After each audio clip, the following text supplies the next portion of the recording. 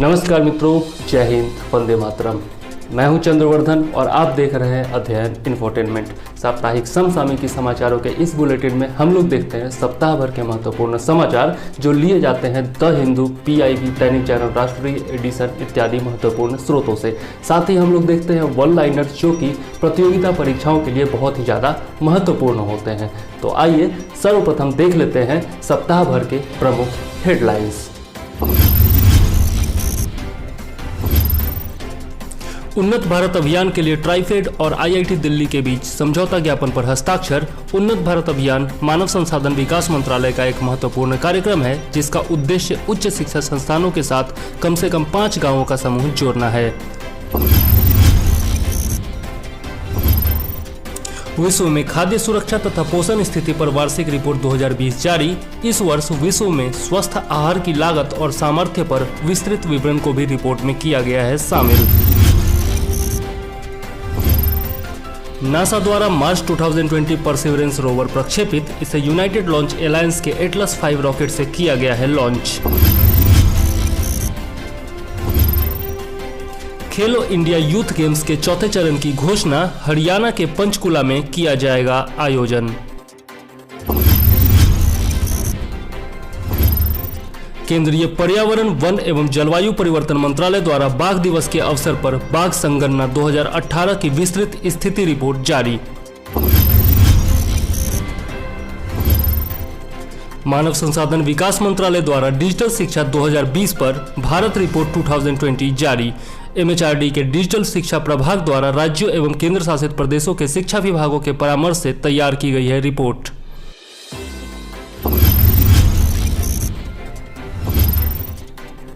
सात 7,000 किलोमीटर की दूरी तय करते हुए 5 राफेल विमान फ्रांस से हरियाणा के अंबाला एयरबेस पहुंचे। भारतीय वायुसेना की युद्ध क्षमता में हुई अतुलनीय वृद्धि। केंद्र सरकार द्वारा कृषि से होने वाले उत्सर्जन को कम करने तथा संवहनीय कृषि पद्धतियों को सुनिश्चित करने हेतु मिजोरम में ग्रीन एजी परियोजना की शुरुआत।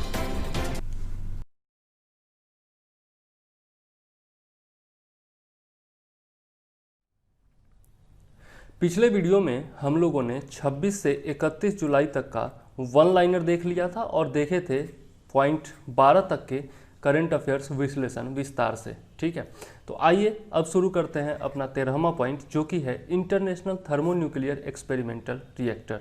तो 14 वर्षों के बाद इंटरनेशनल थर्मोन्यूक्लियर एक्सपेरिमेंटल रिएक्टर ने अपने असेंबलिंग फेज में प्रवेश किया है।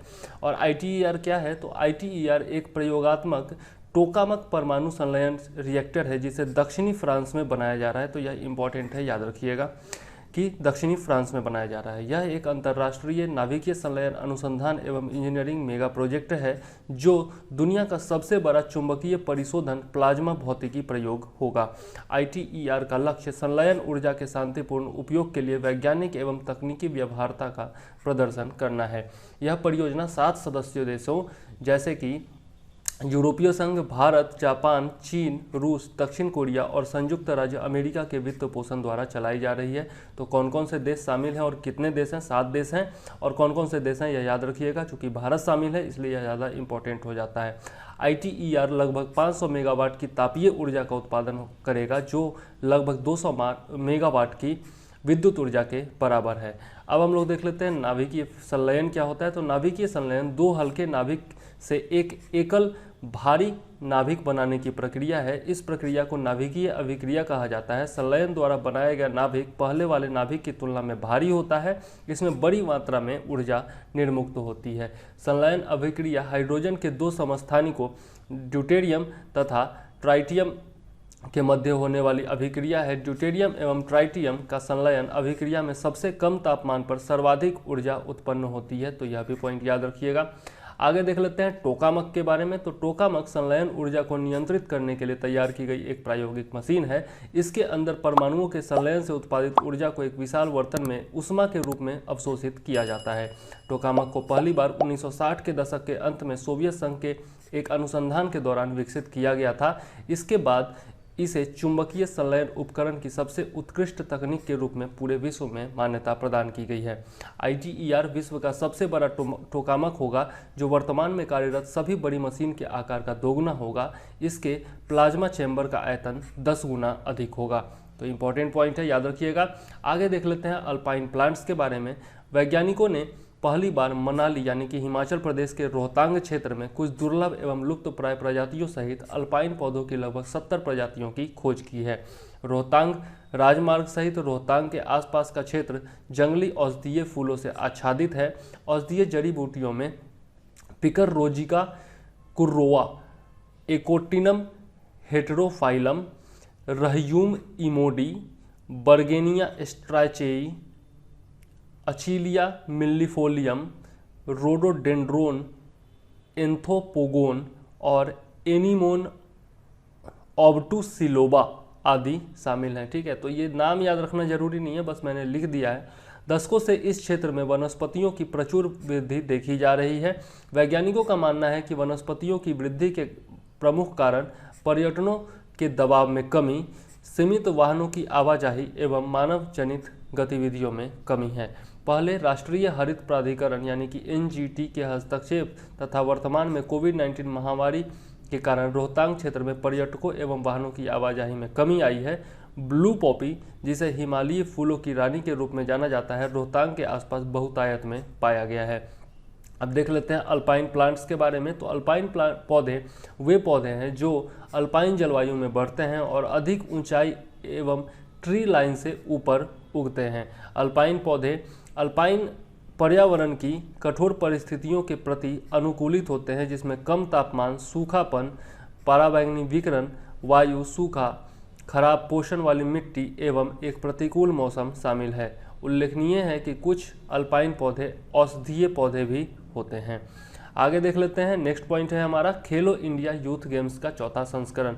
तो 25 जुलाई 2020 को केंद्रीय युवा मामलों एवं खेल मंत्री और हरियाणा के मुख्यमंत्री ने खेलो इंडिया यूथ गेम्स के चौथे संस्करण की घोषणा करते हुए कहा कि इस संस्करण का आयोजन हरियाणा के पंचकुला में किया जाएगा। तो यह इंपॉर्टेंट पॉइंट है। अगला जो खेलो इंडिया यूथ गेम्स का चौथा संस्करण होगा वो हरियाणा के पंचकुला में आयोजित होगा। वर्ष 2021 में खेलो इंडिया यूथ गेम्स के चौथे संस्करण का आयोजन टोक्यो ओलंपिक के बाद आयोजित किया जाएगा। आमतौर पर खेलो इंडिया यूथ गेम्स प्रत्येक वर्ष जनवरी में आयोजित किए जाते हैं, किंतु इस बार कोविड-19 महामारी के कारण इन्हें स्थगित कर दिया गया है। पिछले संस्करणों की तरह इस बार भी स्टार स्पोर्ट्स खेलो इंडिया यूथ गेम्स का आधिकारिक प्रसारण भागीदार होगा। हरियाणा ने खेलो इंडिया यूथ गेम्स के तीनों संस्करणों में लगातार अच्छा प्रदर्शन किया है, जबकि वर्ष 2019 में 159 पदक एवं वर्ष 2020 में 200 पदक में यह राज्य दूसरे स्थान पर रहा। वहीं 2018 में 102 पदक, जिसमें 38 स्वर्ण, 26 रजत और 38 कांस्य हैं, उसे जीतकर हरियाणा पहले स्थान पर था। तो याद रखिएगा कि आपका 2018 में पहले स्थान पर था और बाकी 2019 और 20 में यह दूसरे स्थान पर रहा है। ठीक है, हरियाणा। आगे देख लेते हैं मोबाइल ऐप मौसम के बारे में। तो 27 जुलाई 2020 को केंद्रीय पृथ्वी विज्ञान मंत्री ने भारतीय मौसम विज्ञान विभाग के लिए MOES यानी कि knowledge resources centre network, MOES knowledge resource network centre network और मोबाइल ऐप मौसम लॉन्च किया है, KRC नेट और मौसम ऐप। इस मोबाइल ऐप को अंतर्राष्ट्रीय अर्धशुष्क उष्णकटिबंधीय फसल अनुसंधान संस्थान, भारतीय उष्णकटिबंधीय मौसम विज्ञान संस्थान पुणे और भारतीय मौसम विज्ञान विभाग द्वारा संयुक्त रूप से डिजाइन एवं विकसित किया गया है। तो यह पॉइंट याद रखिएगा। यह मोबाइल ऐप 200 शहरों के लिए तापमान, आर्द्रता, हवा की गति और दिशा सहित वर्तमान मौसम की जानकारी प्रदान करेगा और यह जानकारी दिन में 8 बार अपडेट की जाएगी। यह लगभग 800 स्टेशनों एवं जिलों के लिए स्थानीय मौसम की घटनाओं एवं उनकी तीव्रता के लिए अब 3-3 घंटे की चेतावनी भी जारी करेगा। यह ऐप भारत के लगभग 450 शहरों के लिए अगले 7 दिनों के मौसम का पूर्वानुमान प्रदान करेगा। पिछले 24 घंटों की मौसम संबंधी जानकारी भी इस ऐप में उपलब्ध होगी। देख लेते हैं मिनिस्ट्री ऑफ इन्वायरमेंटल साइंसेज के बारे में। तो earth sciences, sorry environmental sciences नहीं, earth sciences knowledge resource centre network के बारे में देख लेते हैं। तो यह है KRC net. KRC net Bharat सरकार के पृथ्वी विज्ञान मंत्रालय की एक महत्वाकांक्षी परियोजना है, जिसके माध्यम से MOES एवं उसके विभिन्न संस्थानों में विकसित MOES ज्ञान उत्पादों को एक केंद्रीकृत पोर्टल के माध्यम से एक्सेस करने के लिए विकसित किया गया है। उल्लेखनीय है कि भारत सरकार के पृथ्वी विज्ञान मंत्रालय का उद्देश्य विश्व स्तरीय ज्ञान संसाधन केंद्र नेटवर्क यानी कि KRC नेट विकसित करना है। इसके तहत पृथ्वी विज्ञान मंत्रालय के पारंपरिक पुस्तकालयों को एक विशिष्ट नॉलेज रिसोर्स सेंटरों में अपग्रेड किया जाएगा। सभी नॉलेज रिसोर्स सेंटर्स को एक दूसरे के साथ जोड़ा जाएगा और KRC नेट पोर्टल में एकीकृत किया जाएगा। ठीक है, नेक्स्ट पॉइंट देख लेते हैं। तो Gandhi King scholarly exchange initiative act हाल ही में अमेरिका के सदन ने के एक पैनल द्वारा महात्मा गांधी तथा मार्टिन लूथर किंग जूनियर की विरासत को बढ़ावा देने के लिए एक विधेयक पारित किया गया है। इस विधेयक को जॉन लुइस द्वारा लिखा गया था। जॉन लुइस सदन में डेमोक्रेटिक पार्टी के सदस्य तथा सिविल राइट्स के अग्रणी नेता थे। पिछले सप्ताह इनका निधन हो गया था। यह इंपॉर्टेंट है कि जॉन राइट्स ने यह विधेयक को लिखा था। आगे देख लेते हैं प्रमुख प्रावधान। तो इसके तहत भारतीयों और अमेरिकियों के लिए वार्षिक रूप से स्कॉलर तथा छात्र विनिमय कार्यक्रम लागू किया जाएगा, जो दोनों नेताओं की विरासत का अध्ययन करेगा। इस विधेयक में गांधी किंग ग्लोबल एकेडमी अहिंसा के सिद्धांतों पर आधारित एक संघर्ष समाधान पहल की स्थापना का प्रावधान किया गया है। इस विधेयक में भारतीय कानूनों के तहत US agency for international development यानी कि USAID और भारत सरकार द्वारा स्थापित संयुक्त राज्य Bharat Gandhi king development foundation की स्थापना का भी प्रस्ताव है। ठीक है, तो यह इंपॉर्टेंट हो जाता है, याद रखिएगा। आगे देख लेते हैं Tuting Tidding suture zone. Tuting Tidding suture zone पूर्वी हिमालय का एक मुख्य हिस्सा है, जहां हिमालय दक्षिण की ओर मुड़ता है और इंडो वर्मा रेंज से जुड़ जाता है। एक हालिया अध्ययन के अनुसार TTSZ के कारण अरुणाचल प्रदेश में 2 अलग अलग गहराइयों पर मध्यम स्तर के भूकंप उत्पन्न हो रहे हैं। ठीक है, तो यह जो जोन है वह इंपॉर्टेंट बन जाता है, याद रखिएगा कहाँ पर स्थित है। ठीक है, आगे देख लेते हैं विश्व हेपेटाइटिस दिवस के बारे में। तो प्रत्येक वर्ष 28 जुलाई को विश्व हेपेटाइटिस दिवस मनाया जाता है। इंपॉर्टेंट है, याद रखिएगा। और इसका थीम जो है वह भी बहुत ज़्यादा इंपॉर्टेंट हो जाता है, गुम हुए लाखों लोगों को खोजना, फाइंड द मिसिंग मिलियंस। उद्देश्य क्या है? तो इस दिवस का उद्देश्य hepatitis A, B, C, D, E नामक संक्रामक रोगों के बारे में वैश्विक जागरूकता बढ़ाना तथा हेपेटाइटिस की रोकथाम, निदान एवं उपचार को प्रोत्साहित करना है। दुनिया भर में वायरल हेपेटाइटिस के कारण वार्षिक तौर पर लगभग 1.3 मिलियन मौतें होती हैं। वहीं 300 मिलियन लोग इस बीमारी के साथ जीवन जी रहे हैं, किंतु वे अपने संक्रमण की स्थिति से अनजान हैं। वर्ष 2016 में विश्व स्वास्थ्य संगठन ने वर्ष 2030 तक हेपेटाइटिस को खत्म करना नामक अभियान शुरू किया था, एलिमिनेट हेपेटाइटिस बाय 2030। स्क्रीनिंग एवं शुरुआती पहचान इस बीमारी से निपटने का एकमात्र तरीका है, क्योंकि क्रोनिक वायरल हेपेटाइटिस में लीवर की क्षति तब तक होती है जब तक कि यह लाइलाज कैंसर या लीवर सिरोसिस के चरण तक नहीं पहुंच जाती। हालांकि हेपेटाइटिस A एवं B वायरस के लिए टीकाकरण उपलब्ध है। आगे देख लेते हैं हेपेटाइटिस के बारे में। तो हेपेटाइटिस शब्द लीवर की किसी भी तरह की सूजन को संदर्भित करता है, अर्थात किसी भी कारण से लीवर की कोशिका में जलन या सूजन होना। यह आमतौर पर वायरस के एक समूह के कारण होता है, जिसे हेपेटोट्रोपिक वायरस के रूप में जाना जाता है, जिसमें इस वायरस के विभिन्न प्रकार A, B, C, D और E शामिल हैं। ठीक है, तो यह वायरस का नाम याद रखिएगा। अन्य वायरस भी इसका कारण बन सकते हैं, जैसे कि वो जो मोनोन्यूक्लियोसिस यानी कि एपस्टिन बार वायरस या चिकन पॉक्स वैरिसेला वायरस का कारण बनते हैं। हेपेटाइटिस दवाओं एवं शराब के दुरुपयोग या वातावरण में विषाक्त पदार्थों के कारण लीवर की सूजन भी संदर्भित करता है।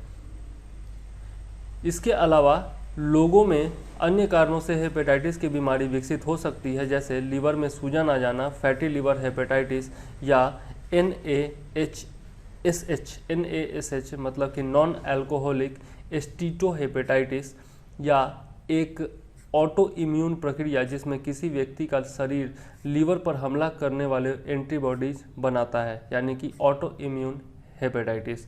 दूसरा एम्पैथी ई कॉन्क्लेव के बारे में देख लेते हैं। तो भारत में विश्व हेपेटाइटिस दिवस के अवसर पर दूसरे एम्पैथी ई कॉन्क्लेव का आयोजन किया गया। इसकी थीम थी, इस ई कॉन्क्लेव की थीम कोविड-19 के समय अपने लीवर को सुरक्षित रहना, जो विशेष रूप से कड़ी परीक्षा की इस घड़ी में बहुत उपयुक्त एवं महत्वपूर्ण है। आगे देख लेते हैं Institute of Liver and Biliary Sciences के बारे में। तो ILBS नई दिल्ली में स्थित यकृत एवं पित्त रोगों के लिए एक मोनो सुपर स्पेशलिटी अस्पताल है। इसे एक स्वायत्त संस्थान के रूप में सोसाइटी पंजीकरण अधिनियम 1860 के तहत स्थापित किया गया है। ILBS विश्व स्वास्थ्य संगठन का एक सहयोगी केंद्र भी है। इसने राष्ट्रीय वायरल हेपेटाइटिस कार्यक्रम के विकास में मदद की है, जिसे 28 जुलाई 2018 को लॉन्च किया गया था। यह दुनिया में हेपेटाइटिस बी एवं सी के निदान एवं उपचार के लिए सबसे बड़ा कार्यक्रम है। उल्लेखनीय है कि हाल में ILBS में भारत के पहले प्लाज्मा बैंक ने कार्य करना शुरू किया है। ठीक है, तो ये कुछ इंपॉर्टेंट पॉइंट है जिन्हें याद रखिएगा। आगे देख लेते हैं विश्व में खाद्य सुरक्षा एवं पोषण स्थिति 2020 रिपोर्ट। तो 13 जुलाई को विश्व में खाद्य सुरक्षा एवं पोषण स्थिति रिपोर्ट का नया संस्करण SOFI 2020 जारी किया गया है। इस वर्ष सोफी 2020 रिपोर्ट में पहली बार एक नए आंकड़े विश्व में स्वस्थ आहार की लागत एवं सामर्थ्य के विस्तृत विवरण को सम्मिलित किया गया है। तो यह भी याद रखिएगा, इंपॉर्टेंट पॉइंट है। आगे देख लेते हैं विश्व में खाद्य सुरक्षा तथा पोषण स्थिति एक प्रमुख वार्षिक रिपोर्ट है। इसे निम्न संस्थाओं के द्वारा संयुक्त रूप से तैयार किया जाता है। तो कौन कौन सी संस्थाएं शामिल हैं इसमें? तो पहला है आपका खाद्य और कृषि संगठन, दूसरा है अंतर्राष्ट्रीय कृषि विकास कोष, तीसरा है संयुक्त राष्ट्र बाल कोष, चौथा है आपका विश्व खाद्य कार्यक्रम और पांचवा है विश्व स्वास्थ्य संगठन। तो ये पांचों संस्थान जो है वो निश्चित रूप से याद रखिएगा। रिपोर्ट का उद्देश्य क्या है? तो सतत विकास एजेंडा 2020 के संदर्भ में भूख की समस्या की समाप्ति करने की दिशा में प्रगति, खाद्य सुरक्षा तथा पोषण स्तर में सुधार की सूचना तथा इस लक्ष्य की प्राप्ति में आने वाली चुनौतियों का गहन विश्लेषण प्रदान करना। आगे देख लेते हैं रिपोर्ट में भारत संबंधी प्रेक्षण के बारे में। तो भारत में अंतर्राष्ट्रीय गरीबी रेखा प्रतिदिन प्रति व्यक्ति $1.90 क्रय शक्ति क्षमता के ऊपर लाखों लोग स्वस्थ एवं पौष्टिक आहार लेने में समर्थ नहीं हैं। इस विश्लेषण में इस तथ्य की पुष्टि की गई है कि भारत में खराब पोषण की समस्या काफ़ी हद तक व्यक्तियों द्वारा अच्छे आहार को प्राप्त करने में असमर्थता है। इसका कारण पोषण संबंधी जानकारी का अभाव अथवा अभिरुचि या सांस्कृतिक प्राथमिकताएं नहीं हैं। भारत में आधिकारिक रूप से गरीब अर्थात अंतर्राष्ट्रीय गरीबी रेखा से नीचे के व्यक्ति पर्याप्त पोषण युक्त आहार लेने में समर्थ नहीं है। इसके लिए स्वस्थ आहार दूर की बात है। रिपोर्ट के अनुसार कुल मिलाकर 18% दक्षिण एशियाई पर्याप्त पोषण युक्त आहार लेने में समर्थ नहीं है तथा 58% दक्षिण एशियाई स्वस्थ आहार लेने में सक्षम नहीं है। भारत के लिए चिंता का विषय क्या है? तो देख लेते हैं। भारत में अनौपचारिक क्षेत्र में काम करने वाले अधिकांश कामगारों का रोजगार और आय समाप्त होने के कारण पिछले 3 महीनों के दौरान स्वस्थ आहार लेने में असमर्थ लोगों की संख्या में काफ़ी वृद्धि हुई है। समय की मांग क्या है? तो गरीबी रेखा को पुनर्परिभाषित करना। भारत में गरीबी रेखा को वर्ष 2011-12 में तेंदुलकर समिति के द्वारा परिभाषित किया गया था। इसके अनुसार शहरी क्षेत्रों में 33 रुपये प्रतिदिन तथा ग्रामीण क्षेत्रों में 27 रुपये प्रतिदिन अथवा इससे कम आय वालों को गरीबी रेखा के नीचे माना जाता है। सामर्थ्यता देख लेते हैं। तो यदि हम कुपोषण तथा खाद्य सुरक्षा को समाप्त करना चाहते हैं तो हमें स्वस्थ आहार लेने की सामर्थ्य संबंधी समस्या का समाधान करना होगा। ठीक है, इसमें इम्पॉर्टेंट पॉइंट दिया हुआ है कि कब परिभाषित किया गया था। तेंदुलकर समिति के द्वारा इसे परिभाषित किया गया था। तो यह याद जरूर रखिएगा कि 2011-12 में किया गया था। आगे देख लेते हैं स्वस्थ आहार क्या है। तो इसमें 30 ग्राम अनाज, 30 ग्राम दालें, 50 ग्राम मांस, चिकन, मछली और 50 ग्राम अंडे, 100 ग्राम दूध, 100 ग्राम सब्जियां और फल तथा 5 ग्राम तेल सम्मिलित किया जाता है। संक्षेप में एक संतुलित और स्वस्थ भोजन, परंतु किसी भी वस्तु की अधिकता नहीं। भारतीय प्रकार से एक स्वस्थ आहार में 6 प्रकार की वस्तुओं का सेवन सम्मिलित किया जा सकता है, जैसे अनाज, प्रोटीन युक्त भोजन माने कि फलीदार सब्जियां, मांस या अंडे, डेयरी, सब्जियां, फल और वसा। ठीक है, तो इस प्रकार से हम लोगों ने देखा इस रिपोर्ट के बारे में। आगे देख लेते हैं उन्नत भारत अभियान के बारे में। तो हाल ही में ट्राइफेड तथा IIT दिल्ली द्वारा उन्नत भारत अभियान हेतु एक समझौता ज्ञापन पर हस्ताक्षर किया गया है। भारतीय जनजातीय सहकारी विपणन विकास संघ यानी कि tribal cooperative marketing development federation of India, TRIFED जनजातीय मामलों के अंतर्गत कार्य करता है। तो यह इंपॉर्टेंट है कि ट्राइफेड किस मंत्रालय के अंतर्गत आता है। इस कदम का महत्व IIT दिल्ली और उन्नत भारत अभियान के लिए एक साझेदारी के साथ लघु वन उत्पादों में लगे इन आदिवासियों को नई प्रसंस्करण प्रौद्योगिकियों, उत्पाद नवाचारों, मेंटरशिप, परिवर्तनकारी डिजिटल प्रणालियों और हैंड होल्डिंग के लिए एक अवसर प्राप्त होगा। उन्नत भारत अभियान के बारे में देख लेते हैं। तो यह मानव संसाधन विकास मंत्रालय का एक प्रमुख कार्यक्रम है। इसका उद्देश्य उच्च शिक्षा संस्थानों के साथ कम से कम 5 गांव समूहों को जोड़ना है ताकि ये संस्थान अपने ज्ञान का उपयोग करके इन ग्राम समुदायों की आर्थिक और सामाजिक बेहतरी में योगदान दे सकें। उन्नत भारत अभियान 2.0 पूर्ववर्ती उन्नत अभियान 1.0 का उन्नत संस्करण है। इसका आरंभ वर्ष 2018 में किया गया था। इस योजना को सभी शैक्षणिक संस्थानों तक विस्तारित किया गया है। हालांकि उन्नत भारत अभियान 2.0 में भाग लेने वाले संस्थानों का चयन कुछ मानदंडों की पूर्ति के आधार पर किया जाता है। आगे देख लेते हैं ग्रीन एजी परियोजना के बारे में। ग्रीन एग्रीकल्चर परियोजना भी इसको कहा जा सकता है। हाल ही में केंद्र सरकार द्वारा कृषि से होने वाले उत्सर्जन को कम करने तथा संवहनीय कृषि पद्धतियों को सुनिश्चित करने हेतु मिजोरम राज्य में ग्रीन एजी परियोजना की शुरुआत की गई है। कहाँ शुरुआत की गई है, याद रखिएगा मिजोरम में। ग्रीन एजी परियोजना को 5 राज्यों में लागू किया जाएगा। मिजोरम के अतिरिक्त अन्य राज्य राजस्थान, मध्य प्रदेश, ओडिशा और उत्तराखंड है। तो यह भी याद रखिएगा। आगे देख लेते हैं परियोजना के बारे में। तो ग्रीन एजी परियोजना को ग्लोबल इन्वायरमेंट फैसिलिटी द्वारा वित्त पोषित किया जा रहा है तथा कृषि सहकारिता एवं किसान कल्याण विभाग इस परियोजना के लिए राष्ट्रीय क्रियान्वयन एजेंसी है। तो यह भी याद रखिएगा। इस परियोजना को खाद्य एवं कृषि संगठन तथा केंद्रीय पर्यावरण, वन एवं जलवायु परिवर्तन मंत्रालय के सहयोग से लागू किया जाएगा। इस परियोजना का उद्देश्य भारतीय कृषि में जैव विविधता, जलवायु परिवर्तन और स्थायी भूमि प्रबंधन उद्देश्यों तथा पद्धतियों को एकत्रित करना है।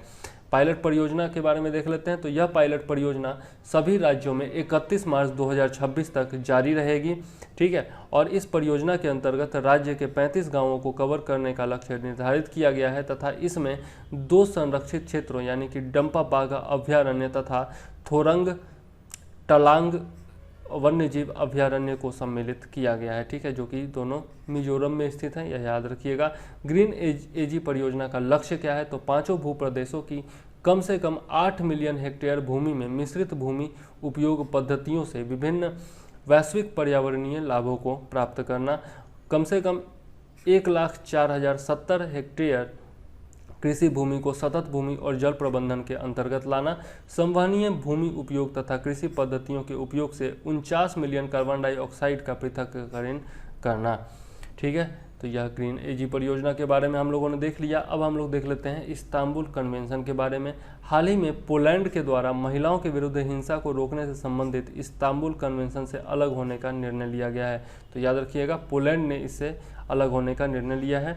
पोलैंड ने इस संधि से अलग होने के कारण संधि के प्रति इसका नया दृष्टिकोण है। इसके अनुसार पोलैंड यह मानता है कि यह संधि हानिकारक है क्योंकि इसके अंतर्गत स्कूलों में लैंगिक विषमता के बारे में पढ़ाने को अनिवार्य किया गया है। इसके अतिरिक्त पोलैंड का कहना है कि यह संधि जैविक लैंगिकता के विपरीत सामाजिक आर्थिक लैंगिकता के निर्माण का प्रयास करती है। उदाहरण के लिए इस कन्वेंशन के कुछ प्रावधानों के तहत बच्चों तथा किशोरों को समलैंगिक परिवारों के निर्माण करने संबंधी शिक्षा देने की बात कही गई है। आगे देख लेते हैं इस्तांबुल कन्वेंशन के बारे में। तो इसे महिलाओं और घरेलू हिंसा के विरुद्ध हिंसा की रोकथाम तथा उससे निपटने हेतु यूरोपीय समझौता परिषद यानी कि council of Europe convention on preventing and combating violence against women and domestic violence भी कहा जाता है।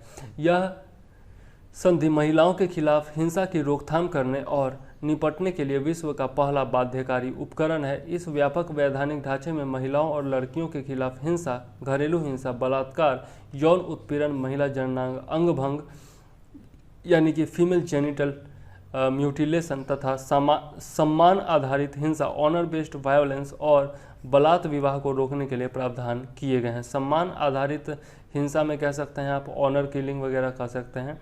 इस अभिसमय में महिलाओं के विरुद्ध हिंसा से निपटने हेतु सरकार के लिए न्यूनतम मानक निर्धारित किए गए हैं। किसी देश की सरकार द्वारा अभिसमय की पुष्टि किए जाने के पश्चात इस संधि का पालन करने के लिए कानूनी रूप से बाध्य होते हैं। तो यह याद रखिएगा कि कानूनी बाध्यता इसमें हो जाती है। मार्च 2019 तक इस संधि में 45 देशों तथा यूरोपीय संघ द्वारा हस्ताक्षर किए गए हैं। इस अभिसमय को 7 अप्रैल 2011 को यूरोपीय परिषद की कमेटी ऑफ मिनिस्टर्स द्वारा अपनाया गया था। ठीक है, तो इस प्रकार से हम लोगों ने इस अभिसमय के बारे में देखा, इस्तांबुल कन्वेंशन के बारे में देखा। आगे हम लोग देख लेते हैं रेन सोरम सेरिंग लेप्चा। हाल ही में पद्मश्री से सम्मानित भारतीय संगीतकार रेन सोनम सेरिंग लेप्चा का 92 वर्ष की उम्र में निधन हो गया है। ठीक है, और प्रधानमंत्री ने भी इनके निधन पर शोक जताया है, इसलिए यह इंपॉर्टेंट हो जाता है। 3 जनवरी 1928 को पश्चिम बंगाल के दार्जिलिंग में जन्मे सोनम सेरिंग लेप्चा ने काफ़ी कम उम्र में संगीत और नृत्य सीख लिया था। वे 1960 में ऑल इंडिया रेडियो पर लेप्चा गाने वाले पहले व्यक्ति थे, तो यह याद रखिएगा। उन्होंने लेप्चा गीतों की रचना और संकलन किया तथा लेप्चा संगीत वाद्य यंत्र पर शोध भी किया और लेप्चा लोकगीतों पर आधारित नृत्य नाटक प्रस्तुत किए जो कि सिक्किम में खासे लोकप्रिय हैं।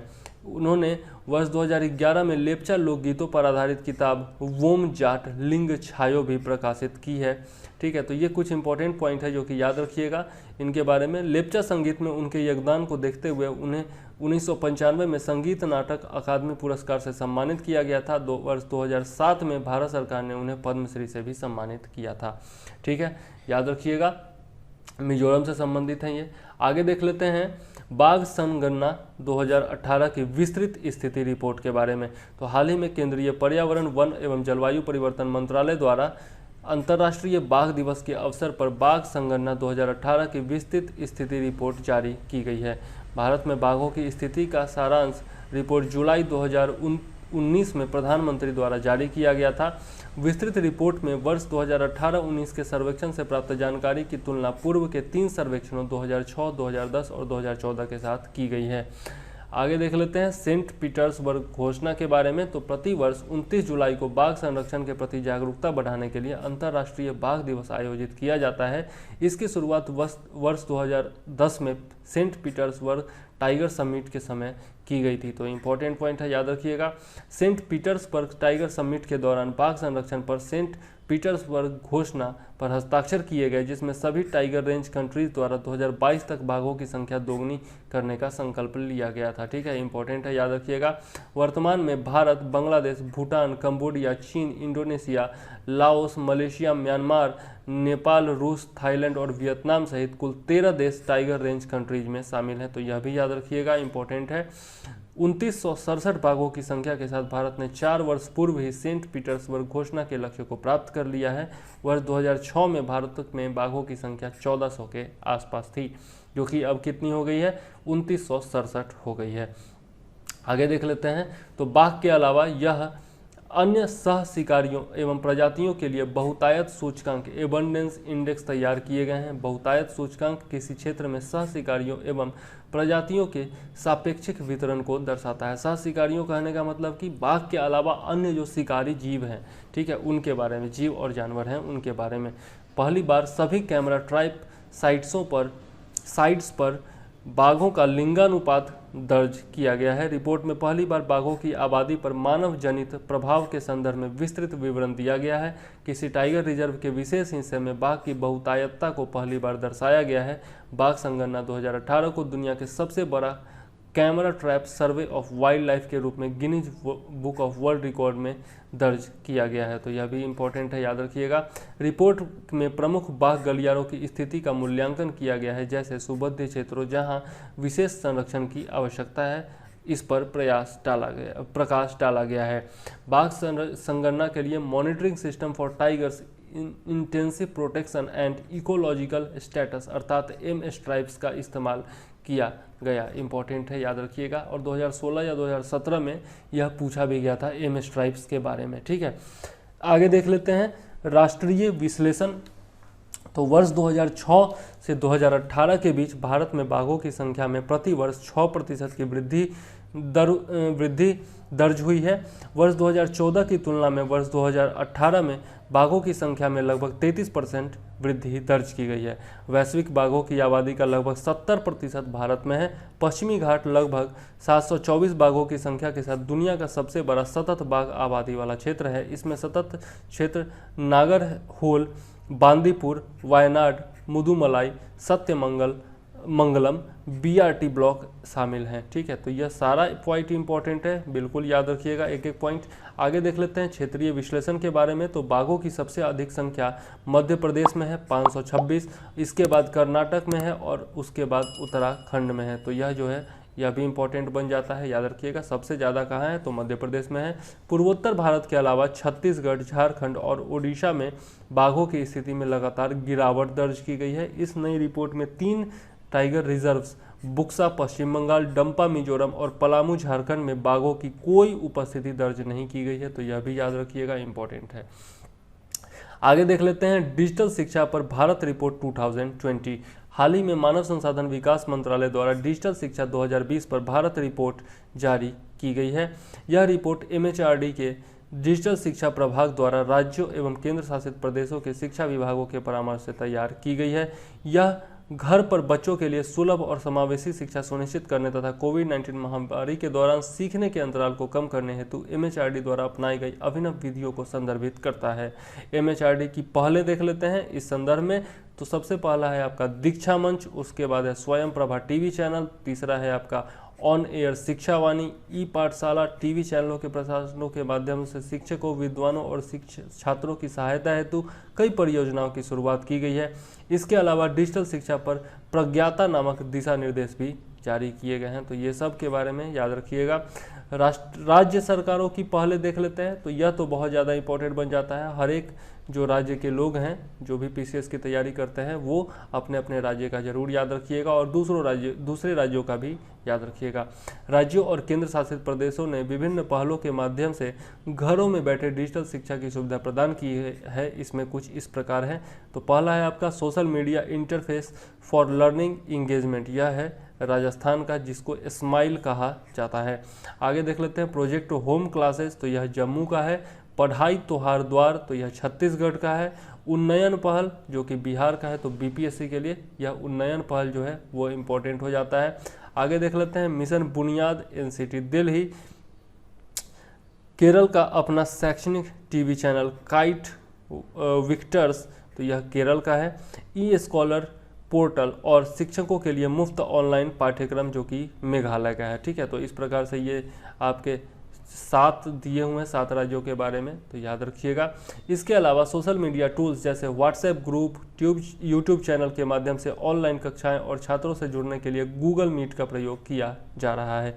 कुछ राज्यों या केंद्र शासित प्रदेशों जैसे लक्षद्वीप, नागालैंड, जम्मू कश्मीर ने छात्रों को ई सामग्री से युक्त टैबलेट, डीवीडी और पेन ड्राइव वितरण जैसी सुविधाएं भी उपलब्ध कराई हैं। इसके अलावा कई राज्यों द्वारा छात्रों को मानसिक स्वास्थ्य को महत्व देते हुए कुछ विशिष्ट कक्षाएं जैसे दिल्ली में हैप्पीनेस कक्षाएं संचालित की गई हैं। एमएचआरडी ने मनोदर्पण पहल की भी शुरुआत की है। इसका उद्देश्य कोविड-19 महामारी के दौरान छात्रों, परिवारों के सदस्यों और शिक्षकों को उनके मानसिक स्वास्थ्य एवं कल्याण के लिए मनोसामाजिक सहायता प्रदान करना है। आगे देख लेते हैं पवन हंस हेलीकॉप्टर सेवा के बारे में। तो केंद्रीय नागर विमानन मंत्री हरदीप सिंह पुरी ने क्षेत्रीय हवाई संपर्क को बढ़ावा देने के उद्देश्य से उड़ान योजना के अंतर्गत उत्तराखंड में पवन हंस की पहली हेलीकॉप्टर सेवा का उद्घाटन किया है। हेलीकॉप्टर सेवा शुरू होने से देहरादून, नई टिहरी, श्रीनगर और गौचर के बीच हवाई संपर्क स्थापित हो जाएगा और इन स्थानों के बीच यात्रा में औसतन 20 से 25 मिनट का समय कम लगेगा। इसके अलावा 20 से 25 मिनट का ही समय लगेगा। इसके अलावा 4 धाम यात्रा करने वाले श्रद्धालुओं को भी इस हेलीकॉप्टर सेवा का लाभ प्राप्त होगा। उड़ान योजना की शुरुआत वर्ष 2016 में क्षेत्रीय एयर कनेक्टिविटी को सुविधाजनक बनाने के मुख्य उद्देश्य के साथ की गई थी। तो 2016 में शुरुआत, ये याद रखिएगा। यह वैश्विक स्तर पर अपनी तरह की पहली योजना है जो क्षेत्रीय मार्गों पर सस्ती, आर्थिक रूप से व्यवहार्य एवं लाभप्रद उड़ानों को बढ़ावा दे रही है ताकि आम आदमी वहनीय कीमत पर हवाई यात्रा कर सके। आगे देख लेते हैं MIC रेस्ट कार्यक्रम देश भर के इनक्यूबेटर पारिस्थितिकी तंत्र में समग्र प्रगति को प्रोत्साहित करने की प्रमुख पहल के तहत नीति आयोग के अटल नवाचार मिशन ने एक महत्वपूर्ण पारिस्थितिकी तंत्र हेतु AIM मतलब कि एम ICREST कार्यक्रम की शुरुआत की गई है। मतलब MIC रेस्ट, ठीक है, तो यह याद रखिएगा, नीति आयोग का अटल नवाचार मिशन है। यह कार्यक्रम मुख्य तौर पर उच्च प्रदर्शन वाले स्टार्टअप के सृजन पर केंद्रित है। गौरतलब है कि भारत में नवाचार को आगे बढ़ाने के लिए यह अपनी तरह की पहली कोशिश है। इस कार्यक्रम के लिए अटल नवाचार मिशन ने bill and Melinda Gates foundation और वाधवानी फाउंडेशन के साथ साझेदारी की है। तो यह याद रखिएगा किस किस फाउंडेशन के साथ साझेदारी की गई है। यह संगठन उद्यमिता एवं नवाचार के क्षेत्र में विश्वसनीय मदद और विशेषज्ञता प्रदान कर सकते हैं। इस साझेदारी के माध्यम से अटल नवाचार मिशन के इनक्यूबेटर नेटवर्क हेतु वैश्विक विशेषज्ञता हासिल हो सकेगी। आगे देख लेते हैं MIC रेस्ट कार्यक्रम के बारे में। तो MIC रेस्ट कार्यक्रम को देश के इनक्यूबेटर पारिस्थितिकी तंत्र को सक्षम बनाने एवं देश भर में अटल नवाचार मिशन के तहत अटल और स्थापित इनक्यूबेटर केंद्रों अटल एम्स अटल एंड एस्टैब्लिश्ड आपका इनक्यूबेटर्स के लिए विकास कारक के रूप में कार्य करने हेतु डिजाइन किया गया है। इस कार्यक्रम के अंतर्गत इनक्यूबेटर को अपग्रेड किया जाएगा और इनक्यूबेटर उद्यम आधारित अर्थव्यवस्था को बढ़ावा देने के लिए उन्हें अपेक्षित मदद प्रदान की गई है, जिससे उन्हें अपने प्रदर्शन को बढ़ाने में मदद मिलेगी। मौजूदा महामारी संकट को देखते हुए यह कार्यक्रम ज्ञान सृजन और उसके प्रसार में स्टार्टअप उद्यमियों की मदद करने के साथ साथ एक मजबूत एवं सक्रिय नेटवर्क विकसित करने पर भी ध्यान केंद्रित करेगा। आगे देख लेते हैं महत्व के बारे में। तो भारत को अपने देश की बेहतरीन नवाचार प्रतिभा का लाभ उठाने के लिए विश्व स्तर के स्टार्टअप को बढ़ावा देने वाले विश्व स्तरीय इनक्यूबेटरों की आवश्यकता है। यह कार्यक्रम देश में नवाचार और उद्यमिता की संस्कृति को बढ़ावा देने में मदद करेगा। अब देख लेते हैं इनक्यूबेटर आखिर होता क्या है, उस समय से किए जा रहे हैं इनक्यूबेटर। तो यह होता क्या है, तो सामान्यतः इनक्यूबेटर केंद्रों का अभिप्राय उन संस्थानों से होता है जो किसी विशिष्ट व्यवसाय को विकसित करने में उद्यमियों की मदद करती हैं, खासतौर पर व्यवसाय शुरू करने के आरंभिक चरणों में। इस प्रकार का कार्य सामान्यतः उन संस्थानों द्वारा किया जाता है जिनके पास व्यापार एवं प्रौद्योगिकी का व्यापक अनुभव होता है। इनक्यूबेटर्स द्वारा दी जाने वाली सहायता में आमतौर पर तकनीकी सुविधाएं एवं सलाह, प्रारंभिक विकास निधि, नेटवर्क और लिंक, कार्यस्थल की सुविधा और प्रयोगशाला संबंधी सुविधाएं शामिल होती हैं। अब देख लेते हैं अटल इंक्यूबेशन सेंटर्स के बारे में। तो अटल इनोवेशन मिशन का उद्देश्य अटल इंक्यूबेशन केंद्रों AICs की स्थापना करना है, जो कि सतत व्यावसायिक उद्यमों के निर्माण के लिए नवीन स्टार्टअप्स को पोषण करेंगे। स्थापित इंक्यूबेशन केंद्रों के बारे में देख लेते हैं। तो अटल इंक्यूबेशन केंद्र की स्थापना के अलावा एम के तहत देश में पहले से स्थापित इंक्यूबेशन केंद्रों जिन्हें EICs के रूप में पहचाना गया है को विश्व स्तरीय मानकों के आधार पर अपग्रेड करना शामिल है। हाल के वर्षों में उद्योग निवेशकों, छोटे और बड़े उद्यमियों, सरकारी संगठनों और गैर सरकारी संगठनों ने देश भर में कई इंक्यूबेशन सेंटर्स स्थापित किए हैं, जिन्हें ही स्थापित इंक्यूबेशन केंद्रों के रूप में पहचाना गया है। आगे देख लेते हैं लड़ाकू विमान राफेल के बारे में, जो कि हमारा गर्व है आज के डेट में। तो हाल ही में 7000 किलोमीटर की दूरी तय करते हुए 5 राफेल लड़ाकू विमान फ्रांस से हरियाणा स्थित अंबाला एयरबेस पहुंचे हैं। इन 5 रफाल लड़ाकू विमानों से भारतीय वायुसेना में शामिल होने से उनकी युद्ध क्षमता में अतुलनीय बढ़ोतरी हुई है। फ्रांस से भारत आए 5 राफेल लड़ाकू विमानों को भारतीय वायुसेना के नंबर 17 गोल्डन एरो स्क्वाड्रन में शामिल किया गया है। तो यह इम्पॉर्टेंट है, मतलब कि किया जाएगा, तो यह बहुत ज़्यादा इम्पॉर्टेंट है। गोल्डन एरो स्क्वाड्रन 90 के दशक के अंत में रूस से सुखोई 30 के बाद भारतीय वायुसेना में शामिल होने वाला यह पहला आयातित लड़ाकू विमान है। फ्रांस के साथ अंतर्राष्ट्रीय सरकारी समझौता देख लेते हैं। तो सितंबर 2016 में भारत सरकार ने 36 राफेल लड़ाकू विमानों की खरीद के लिए फ्रांस के साथ एक अंतर्राष्ट्रीय सरकारी समझौते पर हस्ताक्षर किए थे। क्या तो कि सभी 36 राफेल लड़ाकू विमान वर्ष 2021 तक भारत पहुंच जाएंगे। साथ ही समझौते में यह भी तय किया गया था राफेल बनाने वाली फ्रांस की डसॉल्ट एविएशन कंपनी भारतीय वायुसेना के पायलटों एवं सहायक कर्मियों को विमान और हथियार प्रणालियों पर पूर्ण प्रशिक्षण प्रदान करेगी। यहाँ पर आप देख सकते हैं राफेल के कुछ खासियतों के बारे में, तो देख लीजिएगा जरूर क्या खास है राफेल में। तो वर्ष 2001 में प्रस्तुत किए गए राफेल यानी कि फ्रांस का डबल इंजन वाला मल्टी रोल लड़ाकू विमान है, जिसे फ्रांस की डसॉल्ट एविएशन कंपनी के द्वारा तैयार किया गया है। मल्टी रोल का मतलब होता है एक से ज़्यादा भूमिका यह निभा सकता है, ठीक है। तमाम तरह के आधुनिक हथियारों से लैस राफेल लड़ाकू विमान में अत्याधुनिक तकनीक का प्रयोग किया गया है और यह एक 4.5 जनरेशन वाला लड़ाकू विमान है। यह भी याद रखिएगा 4.5 जनरेशन। राफेल लड़ाकू विमान में मौजूद meteor missile, scalp cruise missile और मीका मिसाइल प्रणाली इसे सुरक्षा की दृष्टि से काफ़ी महत्वपूर्ण बनाती है। मीटियोर मिसाइल के बारे में देख लेते हैं। तो यह हवा से हवा में मार करने वाली मिसाइल है जो तकरीबन 150 किलोमीटर दूर से दुश्मन के विमानों को निशाना बना सकती है, ठीक है। आगे देख लेते हैं। इससे पहले दुश्मन के विमान भारतीय विमानों के करीब पहुंचे, यह मिसाइल उनके विमानों को नष्ट कर सकती है। स्कैल्प क्रूज मिसाइल के बारे में देख लेते हैं। तो स्कैल्प क्रूज मिसाइल प्रणाली हवा से जमीन पर हमला करने वाली मिसाइल प्रणाली है और यह तकरीबन 300 किलोमीटर दूर तक निशाना साधने में सक्षम है। देख लेते हैं नेक्स्ट मीका मिसाइल प्रणाली के बारे में। तो यह एक बहुमुखी हवा से हवा में मार करने वाली प्रणाली है और इससे 100 किलोमीटर दूर तक फायर किया जा सकता है।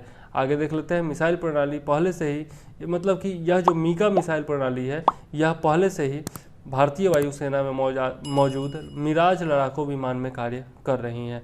भारतीय वायुसेना ने राफेल जेट के लिए अत्याधुनिक मध्यम दूरी की मॉड्यूलर एयर टू ग्राउंड हथियार प्रणाली हैमर की खरीदारी प्रक्रिया भी शुरू कर दी है। इस सटीक निशाने लगाने वाली मिसाइल को मूल रूप से फ्रांस की वायुसेना और नौसेना के लिए डिजाइन किया गया था। आगे देख लेते हैं परसर्वेंस के बारे में, जो कि नासा का मंगल मिशन है। तो हाल ही में national aeronautics and space administration यानी कि नासा द्वारा यूनाइटेड लॉन्च एलायंस के शक्तिशाली रॉकेट एटलस 5 से मंगल 2020 परसर्वेंस रोवर को प्रक्षेपित किया गया है। तो सबसे पहला तो यही याद रखिएगा कि परसिवरेंस जो है वह नासा का मंगल मिशन है, ठीक है, और इसे एटलस 5 रॉकेट से लॉन्च किया गया है, यह भी याद रखिएगा। इस मिशन को फ्लोरिडा के केप कैनावेरल एयरफोर्स स्टेशन से लॉन्च किया गया। यह संयुक्त अरब अमीरात के पहले मंगल मिशन होप तथा चीन के तियानवेन-1 अंतरिक्ष यान के बाद इस महीने मंगल ग्रह के लिए तीसरा अभियान है। तो यह तीनों जो है वह याद रखिएगा किसका है और कहाँ भेजा गया है और नाम क्या है। आगे देख लेते हैं। तो परसिवरेंस रोवर मंगल की सतह पर 18 फरवरी 2021 को उतरेगा। इस मिशन को कम से कम एक मंगल वर्ष तक जारी रखने की योजना है, जो कि पृथ्वी पर लगभग 687 दिनों की अवधि के बराबर होता है। मंगल को सूर्य की परिक्रमा करने में अधिक समय लगता है, 687 दिन होता है, देख लीजिएगा, याद रखिएगा। लैंडिंग साइट क्या है? तो जेजेरो क्रेटर है, ठीक है, यह भी इंपॉर्टेंट है, याद रखिएगा। परसिवरेंस रोवर को मिशन के उद्देश्यों की प्राप्ति के लिए 7 उपकरणों से लैस किया गया है और यहाँ पर आप देख सकते हैं कि इनके उपकरण कौन कौन से हैं। इस मिशन का महत्व देख लेते हैं। तो परसिवरेंस रोवर में मॉक्सी अथवा मार्स ऑक्सीजन ISRU एक्सपेरिमेंट नामक एक विशेष उपकरण लगा है, जो मंगल ग्रह पर पहली बार कार्बन डाइऑक्साइड समृद्ध वातावरण से कार्बन डाइऑक्साइड का उपयोग करके आणविक ऑक्सीजन का निर्माण करेगा। ISRU का मतलब होता है इन सिटू रिसोर्स यूटिलाइजेशन, अर्थात स्वस्थानिक संसाधनों का उपयोग। इस मिशन पर एक हेलीकॉप्टर इंजेन्यूटी भी भेजा गया है। यह मंगल ग्रह पर उड़ान भरने वाला पहला हेलीकॉप्टर होगा, तो इसका नाम जरूर याद रखिएगा, यह पूछा जा सकता है। यह मंगल ग्रह की सतह से पृथ्वी पर परिष्कृत प्रयोगशालाओं में विश्लेषण हेतु चट्टानों के नमूने लाने के लिए पहला योजनाबद्ध कदम है। इसका उद्देश्य ग्रह पर जैव उपस्थिति की खोज करना है। मिशन के प्रमुख उद्देश्यों के बारे में देख लेते हैं। तो प्राचीन माइक्रोबियल जीवन के खगोलीय साक्ष्यों की खोज करना, पृथ्वी पर वापसी के लिए मंगल ग्रह की सतह से चट्टानों तथा धूल के नमूने एकत्रित करना, एक प्रयोगात्मक हेलीकॉप्टर उतारना, मंगल ग्रह की जलवायु और भू विज्ञान का अध्ययन करना, भविष्य के मंगल अभियानों हेतु प्रौद्योगिकी का प्रदर्शन करना। मंगल ग्रह संबंधी अभिरुचि का कारण क्या है, मतलब कि मंगल ग्रह पर इतना खोज क्यों किया जा रहा है। तो मंगल ग्रह पृथ्वी के निकट स्थित है, लगभग 200 मिलियन किलोमीटर दूर। यह एक ऐसा ग्रह है जिस पर मनुष्य घूमने अथवा लंबी अवधि तक ठहरने की आकांक्षा कर सकते हैं। मंगल पर अतीत काल में बहता हुआ पानी तथा वातावरण और जीवन होने का अनुमान किया जाता है। निकट अवधि में मंगल ग्रह संबंधी अभिरुचि में वृद्धि के कारण एलन मस्क द्वारा मंगल ग्रह की व्यावसायिक यात्रा की योजना है। ठीक है, आगे देख लेते हैं पृष्ठभूमि। तो नासा वर्ष 1997 में मार्स पाथफाइंडर मिशन के आरंभ से मंगल ग्रह पर रोवर्स भेज रहा है। ठीक है, तो सबसे पहला जो मिशन था इसका वह पाथफाइंडर मिशन था 1997 में। मिशन की सफलता के बाद नासा ने साक्ष्य खोजने हेतु मंगल कार्यक्रम जारी रखने का निर्णय लिया। दूसरी बार नासा ने वर्ष 2003 में मंगल पर जुड़वा रोवर्स स्पिरिट तथा अपॉर्चुनिटी भेजे। नासा ने तीसरी बार वर्ष 2012 में क्यूरियोसिटी रोवर भेजा था। तो इन सब का नाम याद रखिएगा, पाथफाइंडर, आपका ये स्पिरिट, अपॉर्चुनिटी और उसके बाद क्यूरियोसिटी और अब जो है आपका ये परसिवरेंस, ये सारा जो है वो आपका मंगल मिशन से संबंधित है नासा का। ठीक, आगे देख लेते हैं राष्ट्रमंडल मानवाधिकार पहल के बारे में। तो हाल ही में राष्ट्रमंडल मानवाधिकार पहल यानी कि Commonwealth human rights initiative CHRI तथा एक अंतर्राष्ट्रीय दास्ता विरोधी संगठन वॉक फ्री के द्वारा विश्व मानव तस्करी निषेध दिवस के अवसर पर दास्ता पर मतलब कि स्लेवरी पर एक रिपोर्ट जारी की गई है। रिपोर्ट के प्रमुख निष्कर्ष देख लेते हैं। तो पूरे विश्व में आधुनिक दास्ता की स्थितियों में रहने वाले लोगों की 40% संख्या राष्ट्रमंडल देशों में निवास करती है। राष्ट्रमंडल देश वर्ष 2030 तक आधुनिक दास्ता के उन्मूलन हेतु कार्यवाहियों में पिछड़ रहे हैं। एक अनुमान के अनुसार राष्ट्रमंडल देशों में रहने वाले प्रति 150 व्यक्तियों में एक आधुनिक गुलामी की स्थिति में रह रहा है। 1/3 राष्ट्रमंडल देशों ने बलात् विवाह को अपराध घोषित किया है तथा 23 देशों ने बच्चों के व्यावसायिक यौन शोषण को अभी तक अपराध घोषित नहीं किया है। 54 राष्ट्रमंडल देशों में से मात्र 4 देश आपूर्ति श्रृंखलाओं के अन्वेषण व्यवसाय से जुड़े हैं। सभी राष्ट्रमंडल देश पीड़ित सहायता कार्यक्रमों में पिछड़े हुए हैं।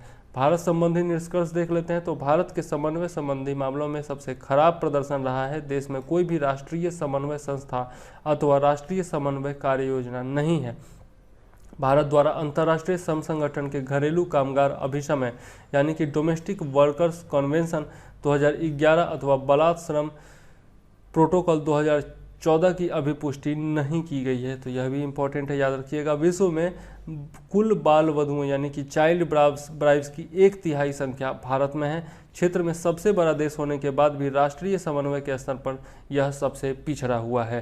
राष्ट्रमंडल मानवाधिकार पहल के बारे में देख लेते हैं। तो राष्ट्रमंडल मानवाधिकार पहल मानवाधिकार क्षेत्र में काम करने वाला एक स्वतंत्र, गैर लाभकारी और गैर पक्षपातपूर्ण अंतर्राष्ट्रीय गैर सरकारी संगठन है। CHRI की स्थापना वर्ष 1987 में राष्ट्रमंडल के कई पेशेवर संगठनों के द्वारा की गई थी, क्योंकि 53 देशों के राष्ट्रमंडल संघ में मानवाधिकारों पर काफ़ी कम ध्यान दिया जा रहा था। भूमिकाएं और कार्य देख लेते हैं। तो CHRI मानव अधिकारों की सार्वभौमिक घोषणा, राष्ट्रमंडल के हरारे सिद्धांतों तथा जिम्बाब्वे की राजधानी हरारे सिद्धांतों तथा अन्य अंतर्राष्ट्रीय स्तर पर मान्यता प्राप्त मानवाधिकार नियमों का पालन करने पर जोर देता है। और इसका मुख्यालय कहाँ है? नई दिल्ली, भारत में है, यह याद रखिएगा।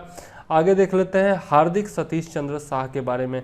तो हाल ही में वर्ष 2010 बैच के IAS अधिकारी हार्दिक सतीश चंद्र शाह को प्रधानमंत्री नरेंद्र मोदी का निजी सचिव नियुक्त किया गया है। कार्मिक और प्रशिक्षण विभाग द्वारा इस संबंध में जारी अध्यादेश के अनुसार हार्दिक सतीश चंद्र शाह की नियुक्ति को केंद्रीय मंडल की नियुक्ति समिति ने मंजूरी दे दी है। गुजरात कैडर के IAS अधिकारी हार्दिक सतीश चंद्र शाह वर्तमान में प्रधानमंत्री कार्यालय में उप सचिव के पद पर कार्यरत हैं। हार्दिक सतीश चंद्र शाह प्रधानमंत्री के निजी सचिव के तौर पर राजीव टोपनो का स्थान लेंगे। राजीव टोपनो वर्ष 1996 बैच के गुजरात कैडर के अधिकारी हैं और बीते 11 वर्षों से प्रधानमंत्री कार्यालय में कार्य कर रहे हैं। राजीव टोपनो को बीते दिनों वाशिंगटन में विश्व बैंक के कार्यकारी निदेशक का वरिष्ठ सलाहकार नियुक्त किया गया है। ठीक है, तो यह इम्पॉर्टेंट पॉइंट है, याद रखिएगा। आगे देख लेते हैं। तो अब हमारा ये समाप्त हो चुका है आज का भी विषय, और हम लोगों ने देख लिया है 26 से लेकर के 31 अगस्त तक का करेंट अफेयर्स। अगर वीडियो पसंद आता है तो ज़रूर लाइक कीजिए, शेयर कीजिए दोस्तों के साथ और सब्सक्राइब कीजिए चैनल को। ठीक है, और इसको जो है आप एक घंटी होगा आपका, घंटी को दबाना मत भूलिएगा जब भी सब्सक्राइब करते हैं तब, ठीक है। घंटी दबाइएगा तो जितना भी मैं आगे वीडियो डालूंगा उसका नोटिफिकेशन आपको टाइम पर मिलता रहेगा। इसके अलावा जाते जाते एक और बात बताना है कि कल से मतलब कि 1 अगस्त से जो है हमारा बीपीएससी कार्यक्रम शुरू हो चुका है, जो कि 66th के लिए है, ठीक है।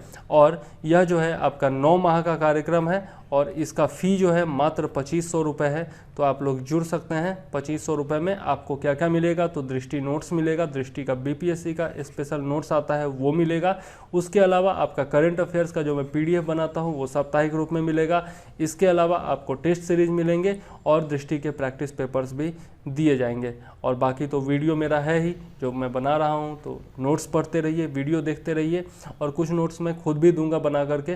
तो ये सब मिला करके आपका तैयारी पूरा हो जाएगा, जो कि पीटी और मेंस दोनों का होगा। हम लोग हिंदी भी पढ़ेंगे, सांख्यिकी भी पढ़ेंगे, निबंध के बारे में भी पढ़ेंगे, मैथ भी पढ़ेंगे, जो भी चीज़ इंपॉर्टेंट होगा वो सारा कुछ हम लोग पढ़ने वाला है इसमें, ठीक है। तो मात्र 2500 रुपये में आपको इतना सब कुछ कहीं नहीं मिलेगा, इतना याद रखिएगा। दृष्टि के वेबसाइट पर जाकर के देख लीजिए, जो मैं नोट्स दे रहा हूँ उसकी की कीमत जो है 12,500 रुपये है, ठीक है। तो आप जो है मात्र 2500 रुपये में इससे ज़रूर जुड़ सकते हैं और लाभ उठा सकते हैं।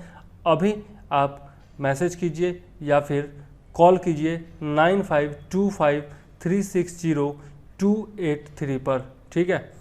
आप मैसेज या कॉल कर सकते हैं। मैसेज का मतलब व्हाट्सएप से है, तो नंबर एक बार और बता देता हूँ, 9525360283, ठीक है। और कॉल करने के लिए आप अगर इस नंबर पर कॉल ना लगे तो आप 7004385014 पर भी कॉल कर सकते हैं, ठीक है। और इसी के साथ अब मुझे दीजिए इजाज़त। जय हिंद, वंदे मातरम।